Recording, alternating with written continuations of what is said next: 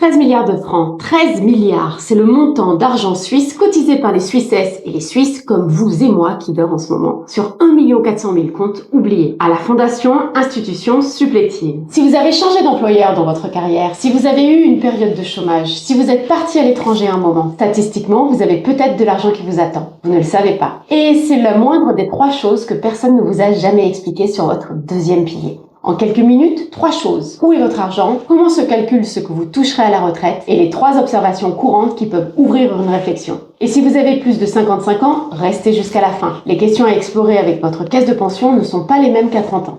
Avant de continuer, un mot. Cette vidéo est strictement éducative. Elle n'a pas pour vocation de se substituer à un conseil personnalisé. Pour toute décision concernant votre prévoyance, votre fiscalité ou vos placements, adressez-vous à un professionnel agréé qui connaît votre situation. Chaque année, vous recevez un document, votre certificat LPP. Il arrive en mars, en avril, parfois en mai. Mais soyons honnêtes, la plupart du temps, vous la posez sur la pile, papier à classer plus tard. Vous ne le lisez pas vraiment et quand vous l'ouvrez, vous avez des lignes, avoir de vieillesse, salaire coordonné, taux de conversion, rente projetée, et vous vous dites, bon, ça a l'air d'aller, je rangerai ça. Et pourtant, pour la plupart des salariés en Suisse, ce document représente votre plus gros avoir financier. Plus gros que votre compte épargne, plus gros que votre 3e pilier, souvent plus gros que votre voiture, votre épargne et votre 3e pilier réunis. Je vais être honnête avec vous. En pas mal d'années en finance, j'ai vu des cadres dirigeants me dire « Ma LPP, je ne sais pas combien j'ai dedans ». Des gens qui géraient des budgets de millions au bureau et qui ne savaient pas ce qu'ils avaient sur leur propre avoir de vieillesse. Ce n'est pas une faute, c'est parce que le système est conçu pour être opaque et personne ne s'arrête pour l'expliquer simplement.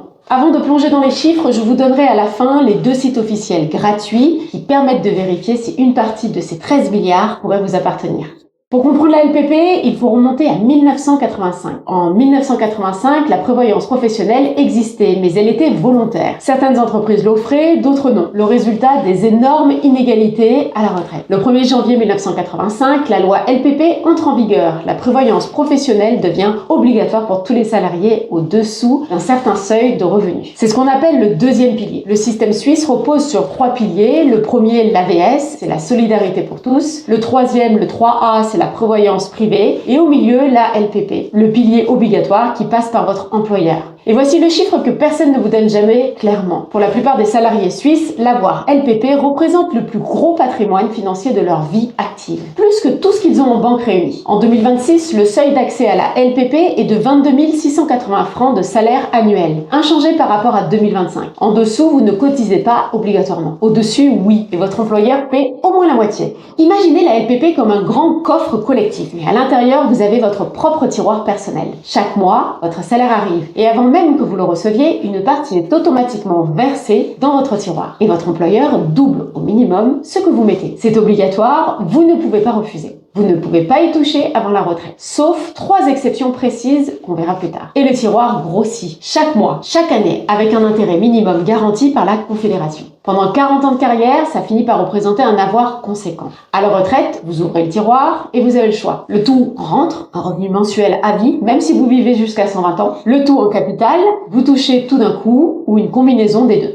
Concrètement, voici les 4 notions qui expliquent tout sur votre LPP. Après ça, vous comprendrez votre certificat. Notion 1, le salaire coordonné. Votre LPP ne s'applique pas sur la totalité de votre salaire. Elle s'applique sur ce que l'on appelle le salaire coordonné, c'est-à-dire votre salaire annuel, ou une déduction qu'on appelle la déduction de coordination. En 2026, cette déduction est de 26 460 francs, inchangée par rapport à 2025. Pourquoi? Parce que cette tranche-là est censée déjà être couverte par l'AVS, votre premier pilier. Donc, elle n'est pas assurée une 2e fois par le 2e pilier, pour éviter une surassurance des prestations à la retraite, en cas d'invalidité ou de décès. Le résultat, votre salaire coordonné, est le montant sur lequel votre LPP travaille. Sur 80 000 francs de salaire, votre salaire coordonné est de 53 540 francs. C'est un point important que personne ne vous dit. La déduction de coordination de 26 460 francs, c'est le minimum légal. Certaines caisses de pension progressistes l'adaptent au taux d'occupation, ce qui avantage les temps partiels. D'autres la suppriment complètement. Concrètement, sur un même salaire de 40 000 francs, 60% d'occupation, la déduction adaptée donne un salaire assuré de 24 124 francs au lieu de 13 540 francs si la déduction était appliquée en intégralité.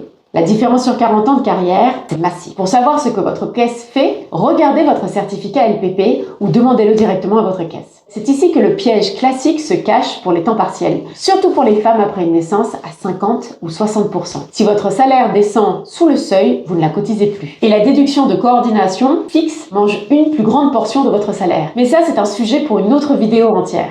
Notion 2, les bonifications de vieillesse, c'est-à-dire les cotisations qui grossissent votre tiroir. Et là, surprise, le taux n'est pas le même pour toute votre vie. Il augmente avec l'âge. Avant 35 ans, 7% de votre salaire coordonné. Entre 35 et 44 ans, 10%.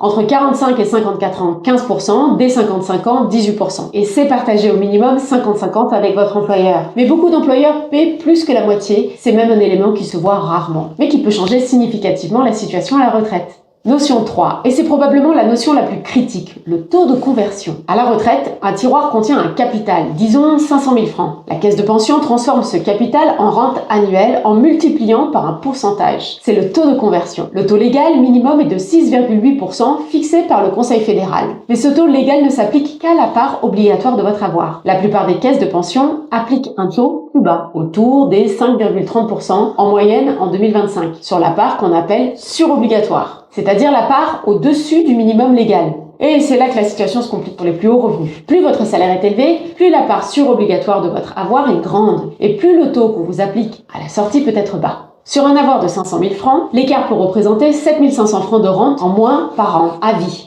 Notion 4, la distinction obligatoire-surobligatoire. Sur votre certificat LPP, vous verrez deux lignes, la part LPP, ou part obligatoire, et c'est le minimum légal que la Confédération impose. Et la part surobligatoire, c'est tout ce que votre caisse vous offre en plus. La part obligatoire est protégée par la loi. Taux de conversion minimum 6,8%. Rendement minimum garanti par la Confédération. La part surobligatoire, elle, est sous les règles internes de votre caisse de pension. Le taux peut changer, la caisse peut décider d'un rendement différent. C'est une distinction technique qui mérite d'être discutée avec un professionnel agréé pour comprendre l'impact dans une situation individuelle. Mais avant qu'on continue, j'arrive à la révélation, les 13 milliards. Voici comment l'argent peut disparaître de votre vue, sans que personne ne vous prévienne. Quand vous changez d'employeur, votre avoir LPP doit suivre. Il doit être transféré dans la caisse de pension du nouvel employeur. C'est ce qu'on appelle la prestation de libre passage. Mais si personne ne fait la démarche, ni vous, ni votre ancien employeur, votre argent est automatiquement transféré dans une institution qu'on appelle la Fondation Institution Supplétive. C'est le filet de sécurité nationale.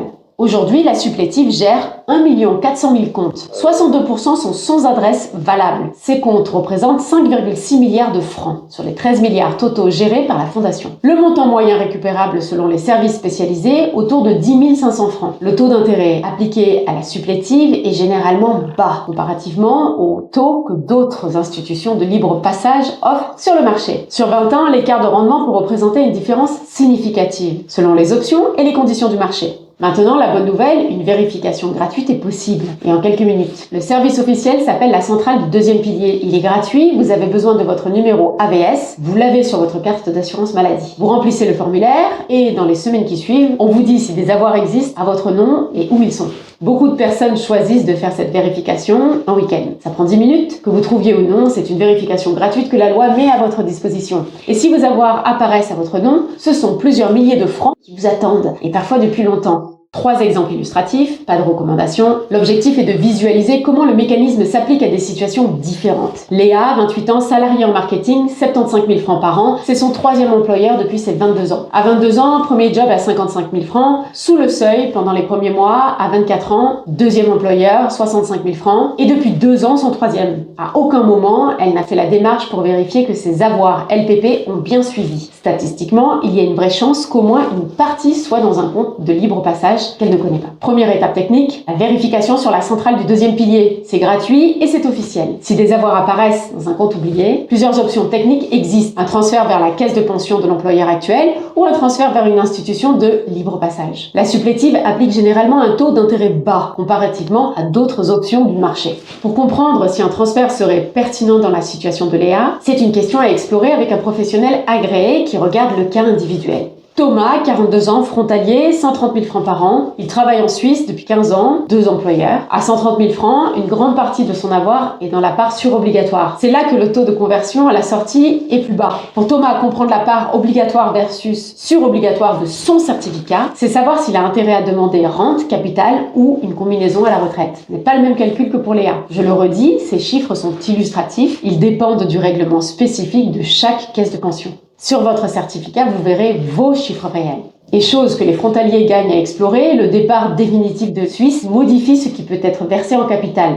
Selon que Thomas reste en France ou parte dans un pays hors Union européenne, les règles ne sont pas les mêmes. C'est une vraie planification qui se fait avec un fiscaliste et qui connaît la situation frontalière.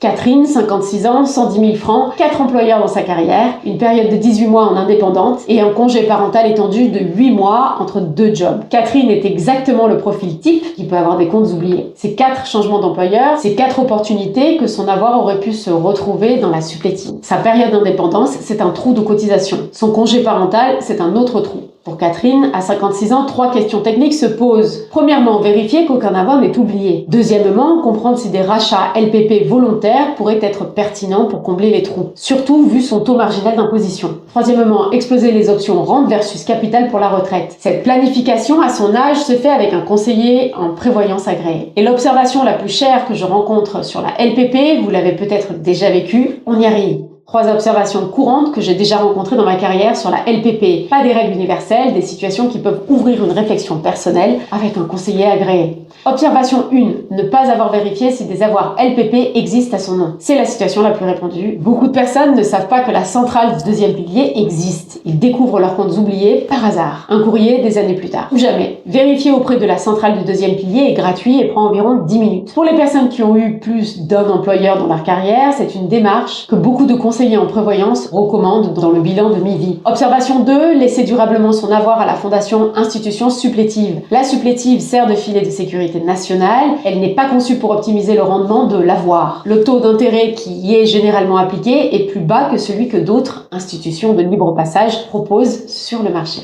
Une fois un compte trouvé à la supplétive, plusieurs options techniques existent. Le transfert vers la caisse de pension de l'employeur actuel ou le transfert vers une institution de libre passage. Le choix dépend de la situation personnelle, du profil de risque et de l'horizon. C'est une décision à explorer avec un professionnel agréé. Observation 3. Ne pas regarder la caisse de pension au moment de la négociation d'embauche. Quand on change d'employeur, on compare souvent les salaires, les vacances, les bonus, la caisse de pension beaucoup plus rarement. Pourtant, 2 entreprises peuvent offrir le même salaire et avoir des plans LPP techniquement très différents. Certains plans prévoient une part employeur supérieure au 50% minimum légal. Certains adaptent la déduction de coordination au taux d'occupation. Certains offrent un taux de conversion enveloppant plus favorable. Sur une carrière, ces différences techniques peuvent représenter un écart significatif sur l'avoir au moment de la retraite. Et entre nous, cette observation, même des cadres dirigeants, l'oublient au moment de leur embauche. Le règlement de la caisse de pension est public. Il peut être demandé avant signature. Si vous approchez de la retraite, la question principale n'est plus combien grossit votre LPP, c'est quelles options vous avez à la sortie et laquelle est adaptée à votre situation. Personne ne peut y répondre en général, mais voici 3 questions à explorer avec votre caisse de pension. Cochez celles qui n'ont pas encore été abordées. Question 1, rente, capital ou un mix? Vous pouvez demander la totalité en rente, un revenu mensuel à vie. La totalité en capital, vous récupérez tout d'un coup et vous le gérez vous-même. Ou un mix. Par exemple, le quart en capital, le reste en rente. Ça n'a pas la même imposition, pas le même risque, pas le même impact sur votre conjoint, pas le même impact sur la succession. La bonne réponse pour vous dépend de votre santé, de votre situation familiale, de vos autres revenus et de votre tolérance au risque. Cette conversation se fait avec un conseiller en prévoyance qui connaît votre situation. Question 2. Des rachats LPP volontaires seraient-ils pertinents dans ma situation? Les rachats LPP, c'est-à-dire des versements volontaires dans la caisse pour combler les années où la cotisation a été inférieure au maximum. Ces versements sont déductibles fiscalement. À haut taux marginal, l'impact fiscal peut être significatif. Mais attention, l'avoir racheté ne peut pas être retiré en capital pendant 3 ans après le versement. C'est une question complexe qui dépend de la situation personnelle, du taux marginal et des projets. Calcul à faire avec un expert. Question 3. Comment coordonner les retraits du deuxième pilier, du 3A et le départ de l'AVS? C'est une question technique, complexe, qui dépend du canton. Dans la pratique fiscale courante de plusieurs cantons romans, retirer la LPP en capital et le 3A la même année fiscale peut entraîner une globalisation d'imposition, ce qui modifie significativement le taux préférentiel applicable. Une pratique fréquemment recommandée par les conseillers fiscaux, éviter de cumuler retrait LPP en capital et retrait 3A sur la même année fiscale. Mais les règles précises varient selon le canton canton et un retrait LPP partiel n'est possible que dans certaines configurations. Cette planification se fait sur 5 à 10 ans avec un expert fiscal cantonal qui connaît la situation individuelle. Et entre nous, si vous êtes à moins de 5 ans de la retraite et que ces 3 questions n'ont jamais été abordées avec votre conseiller, c'est un signal. Pas que votre conseiller fait mal son travail, c'est que cette conversation mérite d'être ouverte avec votre caisse de pension, avec un fiscaliste de votre canton, avec la personne adaptée à votre situation.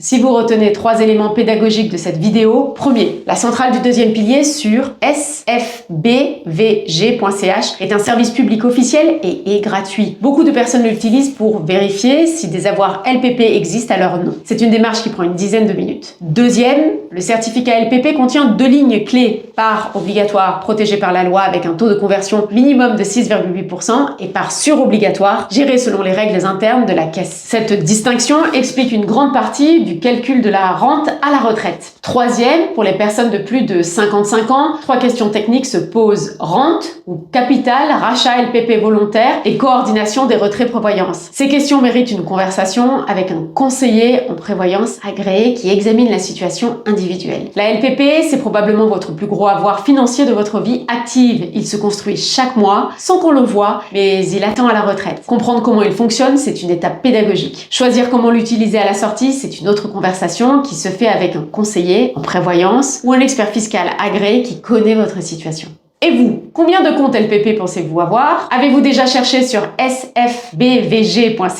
Connaissez-vous votre taux de conversion? Dites-le en commentaire. Vous allez voir que vous n'êtes pas seul dans votre situation. Si cette vidéo vous a aidé à y voir plus clair, abonnez-vous. Chaque jeudi, un concept financier expliqué simplement. Et partagez-la avec quelqu'un qui pourrait avoir des avoirs oubliés. Ce qui serait dommage qu'il continue à dormir là.